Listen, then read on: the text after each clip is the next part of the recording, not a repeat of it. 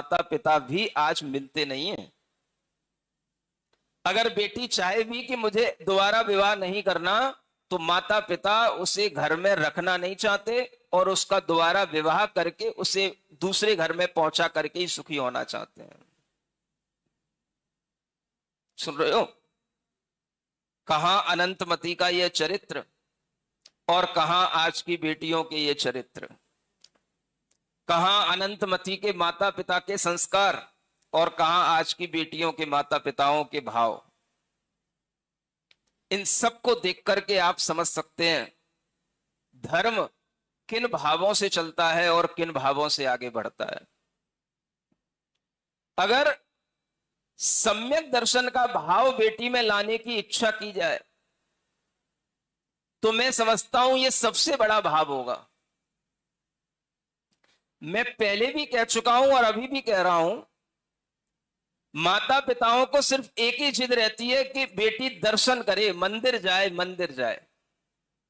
कोई भी माता पिता कभी यह भाव नहीं करते कि मेरी बेटी सम्यक दृष्टि बने। अनंतमती इतने दिनों तक मंदिर नहीं गई तो क्या उसका धर्म नहीं था उसके पास में? क्या सुन रहे हो? क्या मंदिर जाने से ही धर्म होता है? सबसे बड़ा धर्म क्या? अगर उस बेटी के अंदर यह भाव लाया जाए कि ये बेटी निष्कांच रहे,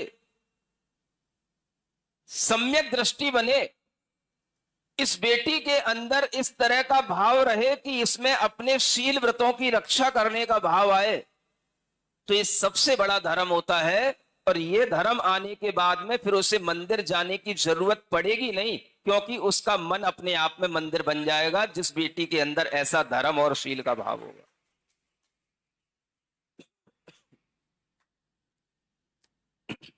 लेकिन होता क्या है, जिन बेटियों को धर्म की एबीसीडी नहीं आती वही बेटियां इस तरह की बात करती हैं, धर्म करने से क्या होता है, धर्म तो मन में होता है, मन ही मंदिर। कहां से मंदिर हो जाएगा और उसके मन में कहां से अच्छे भाव आ जाएंगे, कहां से उसके मन में धर्म आ जाएगा।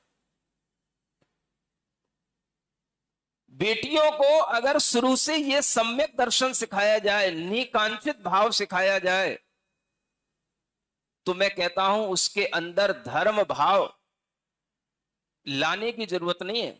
एक बार अगर वो धर्म भाव आ गया तो आपके जीवन में वह धर्म भाव हमेशा उसे के अंदर बढ़ता हुआ दिखाई देगा। लेकिन आप इस भाव से डरते हैं, इसलिए आप किसके लिए प्रेरित करेंगे?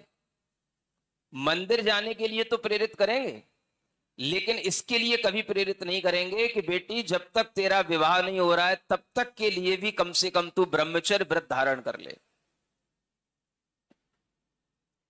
ये नंदीश्वर के पर्व आते हैं, 10 लक्षण पर्व आते हैं, इन दिनों में बेटी अपने शील व्रत को धारण करने का व्रत धारण कर ले, ये संस्कार दिए जाएं।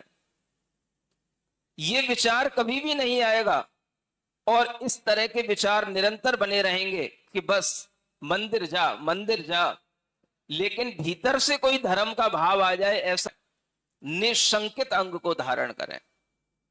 सम्यक दर्शन के ये अंग अगर उनके अंदर आ गए तो धर्म उनके अंदर आ गया, और जिसके अंदर धर्म आ जाएगा उसे मंदिर अपने आप अच्छा लगने लगेगा। धर्म अंदर नहीं आया तो कितनी बार ढकेलते रहोगे मंदिरों के लिए, वो मंदिर नहीं जाएगा, और चला भी गया तो उसको मंदिर से कुछ मिलेगा नहीं। धर्म कहां है? चलो, जो लोग कहते हैं धर्म मन में है, मन में अच्छे भावों से आता है, मैं उनकी ही तारीफ करता हूं और उनकी ही तरफ से कह रहा हूं तुम्हें मंदिर जाने की कोई जरूरत नहीं। क्या करने की जरूरत है? तुम्हें अनंतमती का व्रत धारण करने की जरूरत है। हर माता पिता को अपने जीवन में यह बात अपनी बेटी को समझाने की जरूरत है कि बेटा, एक बार तू यह व्रत धारण कर ले। कौन सा व्रत? सुन रहे हो ना? जैसे आप बड़े शौक के साथ में मंदिर लाते हो बेटे को 40 दिन के बाद, 44 दिन के बाद, कितने दिन के बाद, 45 दिन के बाद, अब मुझे तो पता नहीं, तो 45 दिन के बाद लाते हो, है ना? फिर उसका नाम संस्कार करते हो, उसका बर्थडे मनाते हो। ऐसे ही आपको 8 वर्ष होने के उपरांत अपनी बेटी को साधु या साध्वी के पास ले जा करके उसे अनंतमती व्रत दिलाना चाहिए। कौन सा व्रत? इसका नाम ही रखता हूं, अनंतमती व्रत।